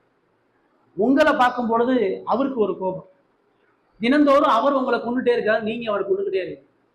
மன்னிப்பு நடைபெறாத பிளவுபட்ட இருதயம் ஒருத்தரை மாத்தி தினந்தோறும் கொண்டுட்டே இருக்கான். நீ என்னை எவ்வளவு கொண்டாலும் பரவாயில்ல, உன்னோட ஒப்புரவாகலாம். நீ எனக்கு என்ன பகைமை பண்ணாலும் பரவாயில்ல, உன்கிட்ட வந்து மன்னிப்பை நான் கேட்க மாட்டேன், நான் மன்னிப்பை கேட்க மாட்டேன், நான் மன்னிப்பு கொடுக்க மாட்டேன். தினந்தோறும் மாறி மாறி ஒருத்தனை கொண்டுட்டு இருக்கோம். இப்ப பேதுரு சீசர்களுக்கு அதான் பண்ணி, அதான் இயேசு எல்லாருக்கும் சொல்றாரு, மன்னிப்பு வழங்க, உன் மன்னிப்பை லிமிட் பண்ணும் பொழுது, உன் மன்னிப்பை உன் ஸ்டைல வழங்கலாம்னு நினைக்கும் பொழுது, உன் மன்னிப்பை நீ நினைச்சபடி செய்யலாம், நீ லிமிட் பண்ணும் பொழுது நீ கடவுளுடைய வழியில போகல, உன்னுடைய சுய வழிகள் அவனை கொள்ளுகிறவராக இருக்கிற. நமக்கு எதிராக பாவம் செய்ய நம்ம மன்னிக்கிறோம் பார்த்தீங்களா, அந்த மன்னிப்பு என்பது மற்றவனுக்கு நம்ம செய்யக்கூடிய உபகாரம் கிடையாது. நமக்கு எதிராக ஒருத்தர் தப்பு செய்யும் பொழுது அவனை மன்னிக்கிறது அவனுக்கு நம்ம செய்யக்கூடிய உபகாரம் கிடையாது, நாம் மன்னிப்பை பெற்றவோ என்று இருக்கிறதுக்கான அடையாளம். நான் இன்னொருத்தனை மன்னிக்கிறதுன்றது என்னுடைய கட்டாய கடமை, அது என்னுடைய ஆப்ஷனல் கிடையாது. நான் மன்னிச்சா மன்னிக்கலாம் இருக்கலாம். நான் எப்படி காயப்பட உங்களுக்கு தெரியுமா, நான் எப்படி அவனால வருத்தப்பட்டேன், நான் எவ்வளவு நஷ்டம் அடைஞ்சேன்னு தெரியுமா, அவன் என்னை எப்படி பேசினான்னு தெரியுமா, எப்படி என்ன அடிச்சான்னு தெரியுமா, எப்படி என்ன அவமானப்படுத்தினான்னு தெரியுமா, அதெல்லாம் ஆண்டவர் கேட்கவே இல்லை. உன் வேலை மன்னிக்கிற வேலை தான். நீ என்னை எப்படி அவமானப்படுத்த நான் உனக்கு சொல்லவா, நீ என் மனசை எப்படி காயப்படுத்த நான் உனக்கு சொல்லவா, நீ என் பரிசுத்தை எப்படி குலைச்சு போட நான் உனக்கு சொல்லவா, உன் இருதயம் எவ்வளவு கேடா இருந்து நான் உனக்கு சொல்லவா, தினந்தோறும் நீ செய்யக்கூடிய ஒவ்வொரு செயலையும் நான் எவ்வளவு உக்கிரமாய் உனக்கு சொல்லவான்னு கடவுள் நம்மளை பார்த்து கேட்டாங்க. கடவுள் நம்முடைய வாழ்க்கையை ஆளுக செஞ்சு நாம் மன்னிக்கும்படியாக ஒரு மனிதன் நமக்கு முன்பாக வைக்கும் பொழுது, நம்முடைய மன்னிப்பு என்பது நாம் தேவனுக்குரியவர்கள் என்பதை காட்டுவதற்கான வெளிப்பாடு. மன்னிப்பு வழங்கினாதாங்க இயேசு அவனுக்கு தெரியும். மன்னிப்பை எனக்கு வழங்கினால்தான் அவர் என்னுடைய கடவுளா இருக்கிறார். எனக்கு அவர் மன்னிப்பை கொடுத்தனாலதான் நான் அவரை தொழுது கொள்ளவும் அவரை புகழ்வதற்குமான வாய்ப்பை கொடுக்குறார். இப்ப நான் இன்னொருத்தனுக்கு மன்னிப்பை கொடுக்கும் பொழுது அவனுக்கு நான் இயேசுவை கொடுக்குறேன். அவன் என்னை அறையும் பொழுது நான் அவனை மன்னிக்கும் பொழுது ஏசு யாருன்னு நான் அவனுக்கு சொல்றேன். அவன் எனக்கு பகைமையை காட்டும் பொழுது, அவனுக்கு அன்பு காட்டும் பொழுது என்னுடைய கடவுள் எவ்வளவு பெரியவர்னு அவனுக்கு சொல்றேன். நான் மன்னிப்பதற்கான முயற்சிகள் நான் எடுக்கும் பொழுது எனக்குள்ளாக இருக்கக்கூடிய இயேசு எவ்வளவு இறக்கும் தயவுன்றதை நான் காட்டுறேன். அது மன்னிக்க தொடங்கினாதான் செய்ய முடியும். மன்னிப்பை செயல்படுத்தினாதான் அவனுக்கு கிறிஸ்துவனுடைய அன்பு புரியும். அதை நம்ம அளவு வச்சுக்கிட்டு, நம்ம யோசிச்சுக்கிட்டு, நம்ம செஞ்சுக்கிட்டு, நம்ம மாதிரி நினைச்சிட்டு இருந்தோம் சொன்னா ஒரு பொழுதும் சரியாகாது. பிறருடைய தவறுகளை மன்னிக்க மறுப்பது என்பது மனசாட்சியற்ற செயல். ஒரு விசுவாசி இன்னொருத்தனை மன்னிக்க யோசிக்கிறான்னு சொன்னா அவனுக்கு மனசாட்சி எது, அவனுக்கு தான் மனசு எங்க இருக்குன்னு தெரியலன்னு சொல்லுறாரு. பேசுறது உண்மையா தான் சொல்றாரு. இன்னொருத்தனை மன்னிக்கிறனா அவனை கொள்றதுக்கு ரெடியா இருக்கணும். நீ மன்னிப்பை வழங்காத வர அவனை கொண்டுகிட்டே இருக்கிற, நம்ம பகைமை அப்படியே வச்சுக்கிட்டே இருப்போம். அதுங்களா மன்னிப்பை வந்து தாமதப்படுத்தக்கூடாது. எப்ப நிறைய நேரம் மன்னிப்பை தாமதப்படுத்தும். அவன் வரட்டுங்க, அவன் வந்து கேட்கட்டுங்க, அவன் வந்து பேசட்டுங்க என்கிட்ட, அவன் வந்து தப்ப சொல்லட்டுங்க, நான் அப்ப போய் மன்னிக்கிறேன். அவர் சொல்றாரு, உனக்கு விரோதமா தப்பு பண்ண நீ போய் மன்னின்னு தான் சொல்றாரு. அவன் வர்ற வரைக்கும் வெயிட் பண்ணுலாம் சொல்ற. ரெண்டாவது இந்த பகுதி என்ன சொல்லுது? மன்னிப்ப வழங்காதவன் மனுஷ கொலைபாதகன். எவ்வளவு பேரை கொண்டுட்டு இருக்கிறோம் தெரியுமா? எவ்வளவு பேருடைய மனசை காயப்படுத்திட்டு இருக்கிறோம் தெரியுமா? எவ்வளவு பேரை உயிரோட புதைச்சிட்டு இருக்கிறோம் தெரியுமா? எவ்வளவு பேர்கிட்ட பகைவையும் கோபத்தையும் வச்சு ஒப்புரவாகாம, சமமாகாம, உறவுகளை கட்டாம, உறவுகளை பலப்படுத்தாம, நம்முடைய வெட்டி வைராக்கியம், வீணான முரட்டு குணம், கலக குணம் மூலமா அவனுக்கு நம்ம இயேசுவை காட்ட முடியறது. நம்ம மன்னிக்காதனால நம்முடைய வாழ்க்கையில அவன் இயேசுவை பார்க்க முடியாது. அப்படியே விசுவாசம். நம்ம அன்பை வழங்காதனால நம்முடைய கடவுள் யார்? நம்ம மன்னிக்காததே அவன் இயேசுட்டு வர்றதுக்கான தடைக்கல்லு தான். நம்ம இவனே எப்படி இருக்கிறான், இவனங்கிற இயேசு எப்படி இருப்பான்னு தெரியாதா? இவனே இப்படி மூஞ்ச திருப்பிட்டு போறான், இவனுக்கே மன்னிப்பு இல்லை, இவனே சுடுமூச்சியா இருக்கிறான், இவனே கோபக்காரனா இருக்கிறான், இவனே கலகம் உள்ளவனா இருக்கிறான், இவன் இயேசு எப்படி இருப்பான் நமக்கு தெரியாதா? நிறைய நம்ம சொந்த பந்தங்கள், உறவுகள் எல்லாம் இயேசு கிட்ட வராம இருக்கிறதுக்கு நம்ம அந்த மன்னிப்பின் இருதயம் இல்லாமலா இருக்கும். சின்ன சின்ன விஷயத்துக்கெல்லாம் சண்டை போட்டு கோபம் போட்டு மன்னிக்க போறதில்லை, உறவுகளை கட்டுறதில்லை, செயல்படுத்துறாரு. விசுவாசி உறவுகள் இருக்கக்கூடாது. அப்போஸ்தலர்கள் இயேசுக்கு அப்புறம் சபையை கட்ட போறாங்க. மாறி மாறி கடிச்சிட்டு இருக்க கூடாது, மாறி மாறி சண்டை போட்டு இருக்கிறாரு, மாறி மாறி ஒப்புரவாக சண்டை போட்டா அடுத்த போய் ஒப்புரவாகணும், பேசிடணும், சரி செஞ்சிடணும், மன்னிப்பை வழங்கணும். வழங்குறமா? மன்னிப்பு வழங்கனுடைய ஆபத்தை உணர்ந்து மனம் திரும்ப. மூணாவது 31-33.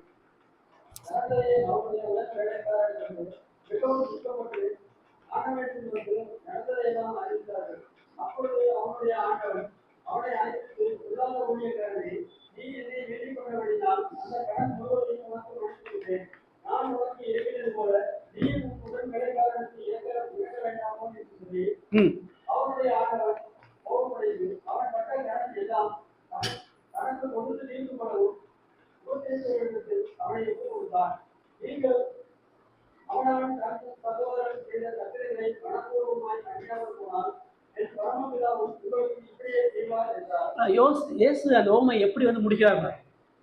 இந்த ஓமை எங்கேயோ முடிச்சிருந்துருக்கலாம். அந்த 10,000 தாள் கண் பற்றவன் மன்னிக்கப்பட்டான்றதுலே முடிஞ்சிருச்சு, எல்லாம் சத்தியம் வந்துருச்சு. ஆனா இயேசு இன்னொரு எக்ஸ்ட்ரீமா போய் இவன் போய் இன்னொருத்தனை மன்னிக்கலப்பா, இவன் போய் ஒரு ஏழ்மையானவனை மன்னிப்பதற்கு விடாம அவனை தூக்கி ஜெயில போட்டாங்க. நீ அப்படி இருக்கிற அங்கேயும் முடிச்சிருந்துருக்கலாம். அங்க இன்னும் ஆழமா உரைக்கிற மாதிரி எல்லாத்தையும் சொல்லிட்டார். நீ இப்படி இருக்கிற, கடவுள் இப்படி இருக்கிறார், உன் மன்னிப்பு இவ்வளவு கேவலமா இருக்குது, கடவுளுடைய மன்னிப்பு இவ்வளவு பெருசா இருக்குன்னு சொல்லி முடிக்கலாம். அங்கேயும் முடிக்கல. இயேசு திரும்ப எக்ஸ்ட்ரீம் பண்ணணும்னு சொல்றாரு. என்ன சொல்றாரு அங்க 31 நடந்ததை அவனுடைய உடன் வேலைக்காரர் கண்டு மிகவும் துக்கப்பட்டு ஆண்டவனிடத்தில் வந்து நடந்ததை எல்லாம் அறிவித்தார். யாருடைய வேலைக்காரனா? அந்த மன்னிக்க முடியாதவனுடைய வேலைக்காரன். அநேகத்தை கடன் கொடுத்துருக்காரு தெரியுது. அப்ப அந்த 100 வெள்ளிக்காசு பிடித்தவனை கழுத்தை நெரிச்சு ஜெயில போட்டதை ஒரு கூட்டம் பார்க்குது. இது பப்ளிக்கா நடக்குது, எல்லாருக்கும் முன்னாடி அவனை அவமானப்படுத்தி ஜெயில போறான்.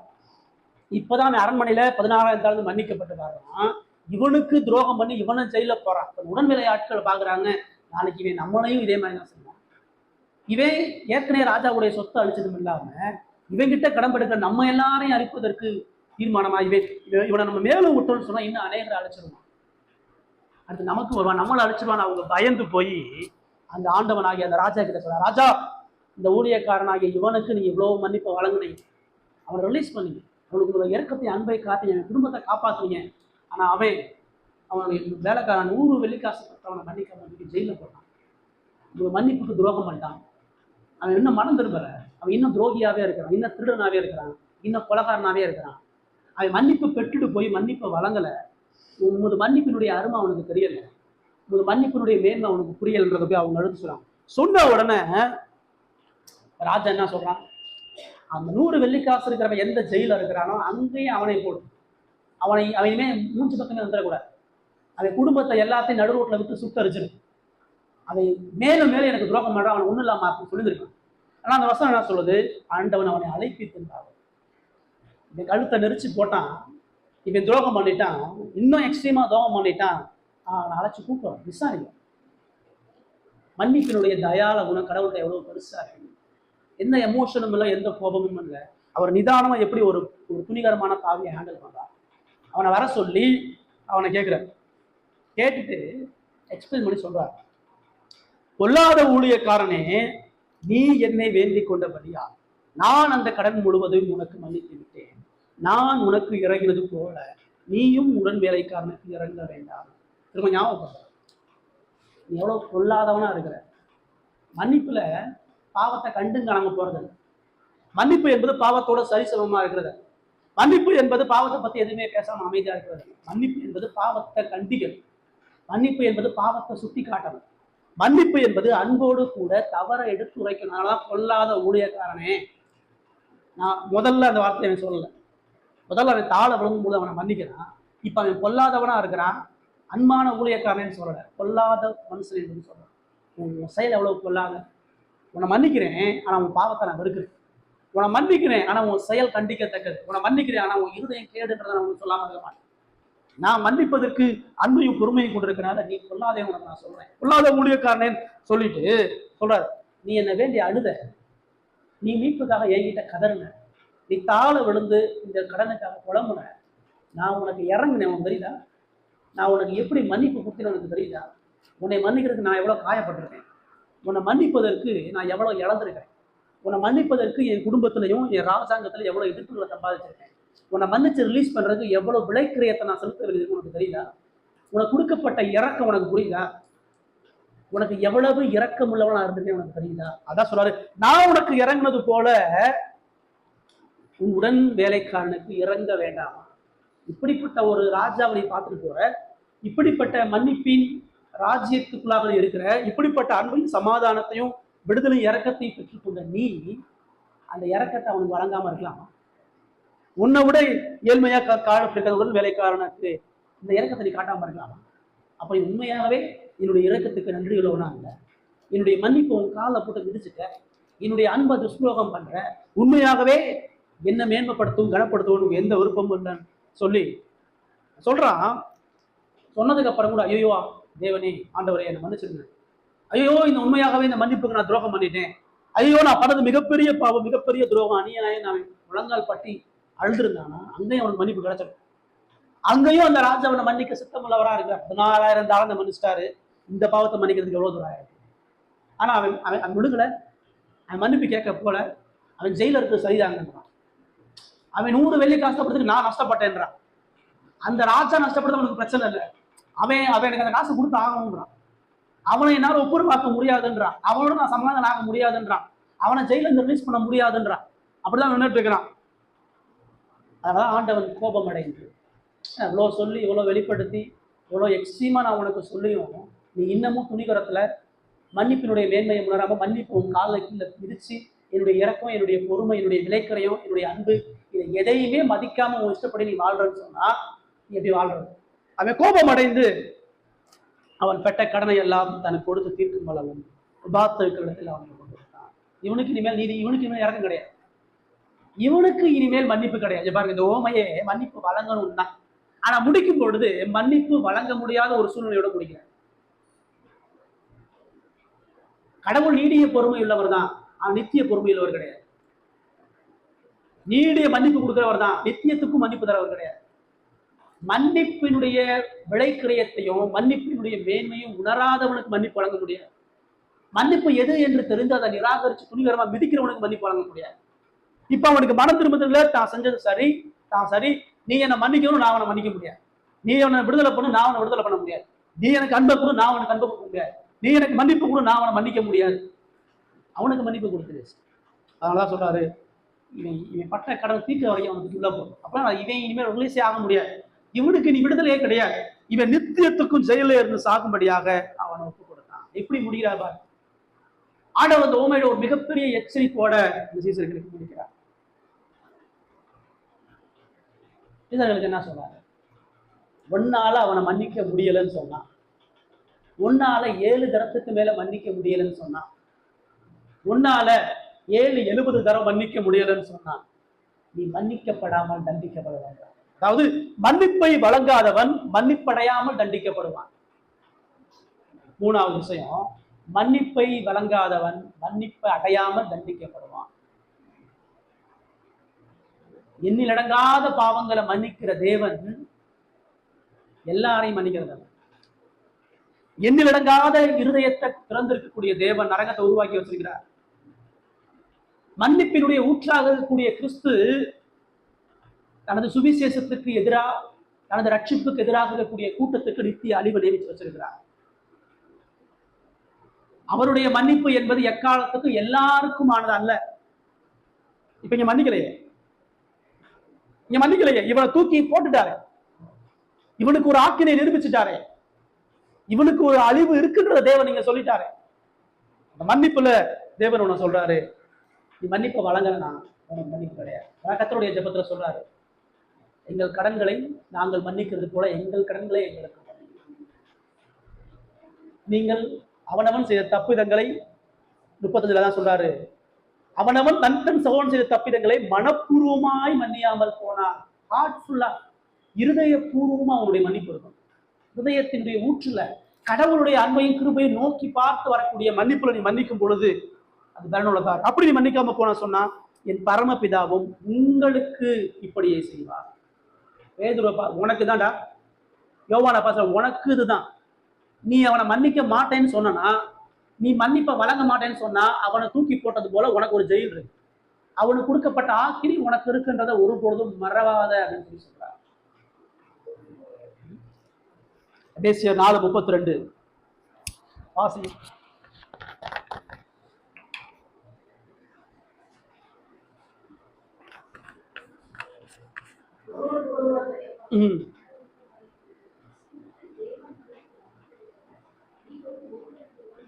ரைட். பவுல் இந்த ஓமையில இருந்து அந்த தாட்டை கொண்டு வராரு. நீ எப்படி ஒருத்தனுக்கு தயவா இறக்கவா மன்னிக்க முடியும்னு சொன்னா, கிறிஸ்துவுக்குள்ள தேவன் உனக்கு மன்னித்ததை நினைவு கூர்ந்தாதான் நீ அவனுக்கு தயவா இறக்கமா உன்னால மன்னிக்க முடியும். மன்னிப்பு கிறிஸ்து உன்னை மன்னித்தது போல இருக்கணும். மன்னிப்பு இருதயத்துல இருந்து வந்ததா இருக்கக்கூடாது, நீ ஆசைப்பட்டதா இருக்கக்கூடாது, நீ வடிவமைச்ச மன்னிப்பா இருக்கக்கூடாது, நீ விரும்புகிற மன்னிப்பா இருக்கக்கூடாது. தேவன் உனக்கு கொடுத்த கிறிஸ்துவுக்குள்ளான மன்னிப்பை நீ அவனுக்கு கொடுக்கிறவனாக இருக்கணும்னு சொல்லி சொல்றார். இங்க வந்து மறுபடியும் அந்த ராஜா கிட்ட வந்து நிற்கும் பொழுது அவன் அங்க எதுவும் பேசல. அவன் பேசுறதுக்கு அங்க ஒண்ணுமே இல்லை. அவன் திரும்ப வாதாடுறதுக்கும் சொல்றதற்கும் அங்க ஒண்ணுமே இல்லை. மறுபடியும் இறக்கத்துக்கு கெஞ்ச கூட வாழ முடியல, மறுபடியும் தாழ விழுந்து கெஞ்சுவதற்கு கூட முடியாது. ஏன்னா அவன் இறக்கத்தை மறந்தான். இப்ப இறக்கம் அவனை மறுத்துச்சு. அவன் இறக்கத்தை கொடுக்க மறந்தான். இப்ப இறக்கம் அவனுக்கு கொடுக்கப்படலை.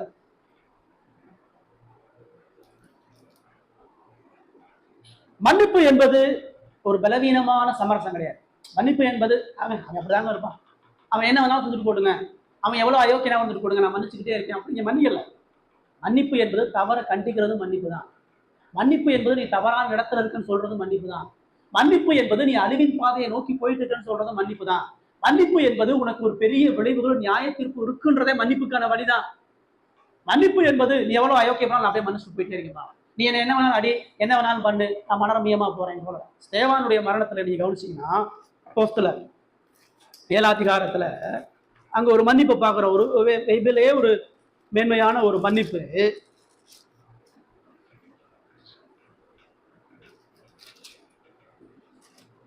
7ஆம் அதிகாரம் 58 இருந்து 60 வசனம் வாசிங்க.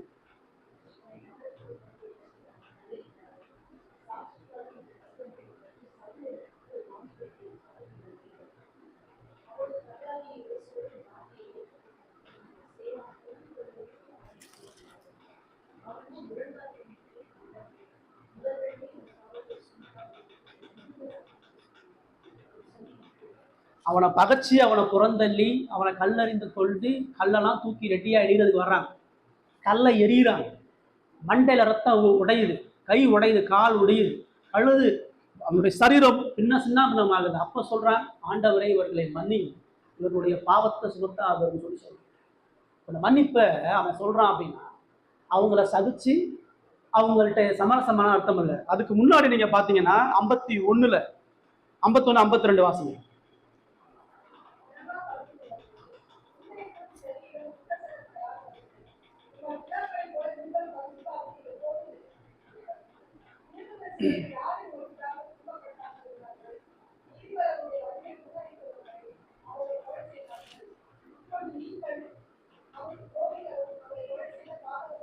இதுக்குதான் அவனை கல்லறிகிறான். அவன் அவங்கள வணங்கா கழுத்துள்ளவர்கள் என்று சொல்றான். வேதத்திலிருந்து இயேசுவை சொல்லி முடிச்சுட்டு பழைய ஏற்பாட்டுல இஸ்ரவேல் மக்கள் எப்படி இயேசுவை நிராகரிச்சாங்களோ அதே போல நீ நிராகரிக்கிற. சுவிசேஷத்தை நிராகரிக்கிற தீர்க்கதரிசிகளை எப்படி கல்லறிஞ்சு கொன்னியோ அதுக்கு நீ தயாரா இருக்கிற, நீ அசட்டுக்காரனா இருக்கிற, கடவுளுக்கு துரோகியா இருக்கிற, கடவுளுடைய சத்தியத்துக்கு துரோகியா இருக்கிறன்ற அங்கே மன்னிப்பு தான் வழங்கப்படுது. அவனுடைய பாவத்தை எக்ஸ்போஸ் பண்ணி சொல்லும் பொழுதே உன்னை மன்னிக்க கடவுள் சித்தம் உள்ளவரா இருக்கிறார், நீ முழங்கால் படிக்கிட்டு மன்னிப்பை கேளுன்றான். அந்த அன்பு இருந்தனாலதான் அவன் கல்லெறியும் பொழுது அவனுக்காக முழங்கால் படிக்கிட்டு மன்னிப்பை வழங்குன்னு சொல்றான். அன்பு என்பது பாவத்தோட சமரசம் பண்றது இல்லை. அன்பு என்பது பாவத்தை கண்டிப்பது, எச்சரிப்பது, சொல்வது. சில நேரம் கண்டுக்கிறதை சொல்றதே இல்லை. நமக்கு ஒருத்தர் தப்பு பண்ணிட்டார் அப்படின்னா சரி நம்ம இதெல்லாம் மறந்துட்டு நம்ம ஒப்புரவாயிக்குவோம், 2 பேரும் சமரசம் ஆயிக்குவோம். நீ பண்ணதை நீ நான் சொல்ல மாட்டேன், நான் பண்ணதை நீ சொல்லாத, 2 பேரும் ஒப்புரவா, 2 பக்கம் தப்பு இருக்குது, 2 பேரும் மன்னிச்சுக்கலாம். அப்படி மன்னிப்பு கிடையாது. மன்னிப்பு 2 பக்கம் தப்பு இருந்தாலும் 2 பேருடைய பாவத்தையும் உணரணும். நீயும் கடவுளுக்கு எதிராக பாவம் செஞ்சுக்கிற, நானும் கடவுளுக்கு எதிராக பாவம் பண்ணிக்கிறேன். உன்னுடைய பாவத்துக்கும் கடவுளுடைய கோபம் இருக்குது, என்னுடைய பாவத்துக்கு கடவுளுடைய கோபம் இருக்குது. 2 பேருக்கும் இயேசு தேவை, 2 பேருக்கும் இயேசுடைய மன்னிப்பு தேவை. நம்ம 2 பேரும் முதல் இயேசுட்ட ஒப்புரவாகணும். இயேசுட்ட மன்னிப்பு அடைஞ்சோம்னா நீயும் நானும் மன்னிச்சு ஒருத்தர் அன்பா இருக்க முடியும். உனக்கு எனக்கும் மத்தியஸ்தராக இயேசுனுடைய மன்னிப்பு அவசியம். இதுதான் சேமா நாங்க பண்றோம். உனக்கு அவருடைய மன்னிப்பு தேவை, நீ மனம் திரும்பு. உன்னுடைய மன்னிப்புக்காக நான் கடவுளுடைய சமூகத்துல மன்னிப்பு கேட்கிறேன். யோசிப்பு மன்னிக்கிறான். பழைய ஏற்பாட்டுல சொந்த சகோதரர்கள் வீட்டிலேயே அவன் கடைசி பரிசுத்தமா உண்மையா வாழ்றான். எல்லா பேரும் அவனை அடிச்சு, அவனை புறந்தள்ளி, அவனை புலியில போட்டு நிர்வாணப்படுத்தி அடிமையா விட்டு போட்டுட்டான். எகிப்துக்கு மொழி தெரியாத ஊர்ல அடிமையா போய் சிறைச்சாலையில இருந்து பல பாடுகளை பட்டு தேசத்துல உயர்ந்து வருகிறான். ஆண்டவர் கானான்ல பஞ்சத்தை அனுப்பி யாக்கோபுடைய குடும்பத்தை அங்க அனுப்புறார். யோசேப்பு சிங்காசனத்துல இருக்கிறான். அவங்கிட்ட தானே இயக்கூடிய பிச்சைக்காரர்களா அவனுடைய குடும்பம் வருது. 1 நொடி போதும் அவங்களை அழிக்கிறதுக்கு, 1 நொடி போதும் ரெவெஞ்ச் எடுக்கிறது. ஆனா அவன் மன்னிக்கிறான். சும்மா மன்னிக்கல, இவனுக்கு அவங்க பண்ண துரோகம் என்னன்றதை காட்டிட்டு தான் மன்னிக்கிறான். அவன் வரும் பொழுது அவர்கள் யாருன்றதை தெரிஞ்சு சிமியோனை பிடிச்சி வைக்கிறான்.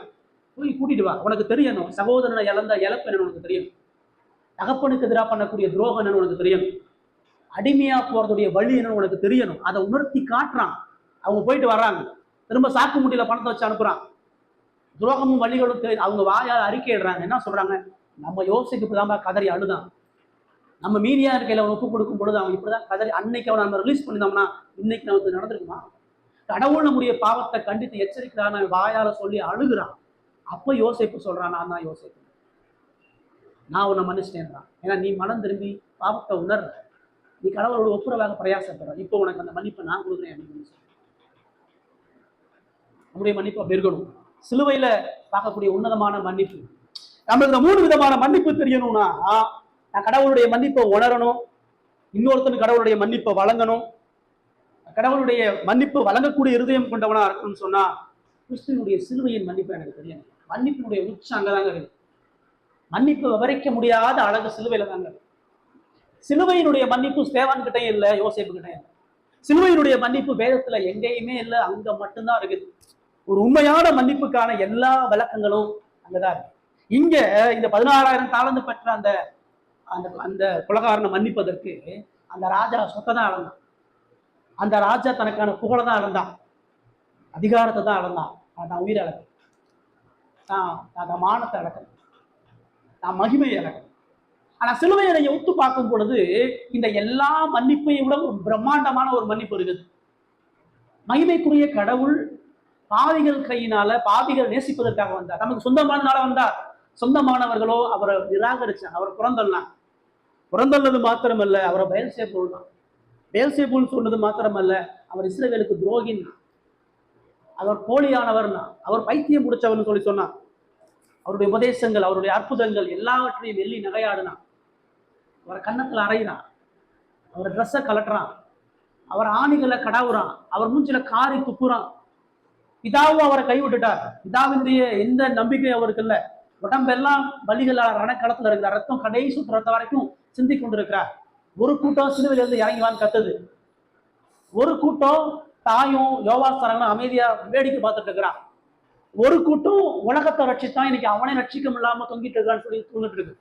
ஒரு கூட்டம் அவருடைய ஆடையை கழட்டி சீட்டு போட்டுட்டு இருக்கிற. சுத்தி பார்க்கற எல்லா பக்கமும் பகைமையும் துரோகமும் நயவஞ்சகமும் தான் சூழ இருக்குது. அவர் மேல இருந்து பார்க்கும் பொழுது அவருக்கு ஆதரவாக ஒரு கண்ணு இல்லை. குடிப்பதற்கு அவர் தொண்டை வறண்டு பொழுது கூட கசப்பு கலந்த காடியை கொடுக்குறான்.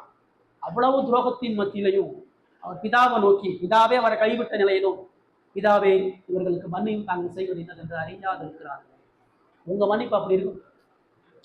பேதுருக்கு சொல்றாரு, உன் மன்னிப்பு இப்படி இருக்குன்னு இதான் உண்மையான மன்னிப்பு. நீ காயப்பட்டாலும், நீ சொத்த சிந்தினாலும், உன்னை அடிச்சு கொன்னே போட்டாலும், அவனுடைய மீட்புக்காக நீ மன்னிப்பு வழங்குறவனா இருக்கும். எனக்கு கடவுள் உனக்கு அப்படிதான் மன்னிப்பு கொடுத்திருக்கிறார். உன்னைய மன்னிக்கிறதற்கு மானத்தை அளந்திருக்கிறார், உன்னைய மன்னிப்பதற்கு மகிமை அளந்திருக்கிறார், உன்னைய மன்னிப்பதற்கு சைரத்தை அளந்திருக்கிறார், உன்னைய மன்னிப்பதற்கு பிதாவினுடைய உறவு அளந்திருக்கிறார், உன்னைய மன்னிப்பதற்கு உலக அவமானங்களை சந்திச்சிருக்கிறார், உன்னைய மன்னிப்பதற்கு உமிழ்நீரை வாங்கியிருக்கிறார். மூஞ்சில காலையும் கையையும் தலையையும் ஆணிகளால கடால் கொடுத்திருக்கிறார், சொட்டு ரத்த சிந்துற வரைக்கும் உயிரை கொடுத்திருக்கிறார். ஆனா உனக்கு சாதாரணமா அவனை மன்னிக்க மாட்டேன், இழந்து மன்னிக்க மாட்டேன். உனக்கு எதிர்பார்க்கிற மாதிரி இருந்தாதான் மன்னிப்பை கொடுப்பேன்ற, ஒப்புரவாக மாட்டேன்ற, அன்பை காட்ட மாட்டேன்ற, இலக்கத்தை காட்ட மாட்டேன். எப்படி இருக்குது நம்முடைய கிறிஸ்தவ வாழ்க்கைன்றது ஆராய்ஞ்சு பார்ப்போம். மன்னிப்பு என்பது இந்த வெறுமனே மனமாற்றம் மாத்திராது. நான் ஒருத்தரை மன்னிக்கிறேன் அப்படின்னா நான் மனம் மாறிட்டேன் சொல்றதுக்காக மன்னிக்கிறேன். மன்னிப்பு என்பது இயேசு யாரு இந்த உலகத்துக்கு காட்டக்கூடிய ஒரு உன்னதமான செயல். இந்த உலகத்துக்கு இயேசு யாரு நான் காட்டணும்னா நான் பிரசங்கம் பண்றதில்லை, நான் நல்ல இறையலை கற்றுக் கொடுக்கறதில்ல, நான் இந்த உலகத்துக்கு சமுதாய சேவை செய்யறதில்லை, இந்த செத்து போனவனுக்கு அல்லது மருத்துவமனை வளர்த்தவர்களுக்கு உதவி செய்யறதில்ல, ஆகாரம் இல்லாதவனுக்கு ஆகாரம் கொடுக்கறதில்ல. நான் இயேசு காட்டுறது வந்து இயேசு கொடுத்த மன்னிப்பை கொடுக்கறது தான் அவனுக்கு இயேசு காட்டுறேன். ஒவ்வொரு மன்னிப்புக்கும் பின்னாடி எனக்குள்ளாக இருக்கிற இயேசு யாரு நான் காட்டுறேன். என் உறவுகளுக்கு நான் இயேசுவை காட்டுறதுக்கு இயேசு கொடுத்த ஒரு பெரிய கருவி மன்னிப்பு. நான் அவனை மன்னிக்கும் பொழுது நான் வணங்குற இயேசு யாருன்னு அவனுக்கு காட்டுறவனாக இருக்கேன். நான் மன்னிப்பு வழங்காத பொழுது நான் பிசாசுன்னு அவனுக்கு சொல்றேன், நான் ஒரு கொலைகாரன்னு சொல்லி சொல்றேன், நான் ஒரு துன்மார்க்கன்னு சொல்லி, நான் ஒரு கொல்லாத மனுஷன் சொல்லி சொல்றேன். மன்னிப்பை காட்டாம நம்ம இருக்கும் பொழுது பிசாசை வெளிப்படுத்துறோம், மன்னிப்பை வழங்கும் பொழுது கிறிஸ்துவை வெளிப்படுத்துறோம். இந்த மன்னிப்பை வழங்குறது தான் நீங்கள் நான் அழைக்கப்படுறோம். இயேசு சீசருக்கு ஏதாவது சொல்றாரு, ராஜ்யத்துக்குள்ள வரணும்னு சொன்னா முத உனக்கு கொடுக்கப்பட்ட மன்னிப்பினுடைய ஆழம் புரியும். அந்த மன்னிப்பு இன்னொருத்தன் கொடுத்தது தான் நீ அழைக்கப்பட்டிருக்கிற. அந்த மன்னிப்பு கொடுப்பதன் மூலமாக தான் நீ என்னுடைய சீசனா என்னை மகிமைப்படுத்துறதுனால வாழ. ஒருவேளை இந்த சுபாவம் இந்த குணாதிசயம் ஆண்டவரே நான் இன்னமும் பாவத்தில் இருக்கிறேன், மன்னிப்பை குறித்து நான் தவறாக புரிஞ்சுக்கிறேன், எனக்கு மன்னிக்கக்கூடிய இருக்கு அல்ல, என்னைக்கு மன்னிப்பை வெளிப்படுத்துங்க. சிலுவையினுடைய மன்னிப்பை புரிந்து எல்லா உறவுகளை நேசிக்க அன்பு செலுத்த முடிவு பெற ஒப்புரவாக கர்த்தர் தாமே தயவு பாராட்ட முடியாது. கர்த்தர் இந்த வார்த்தைகளை ஆசீர்வதிப்பார்.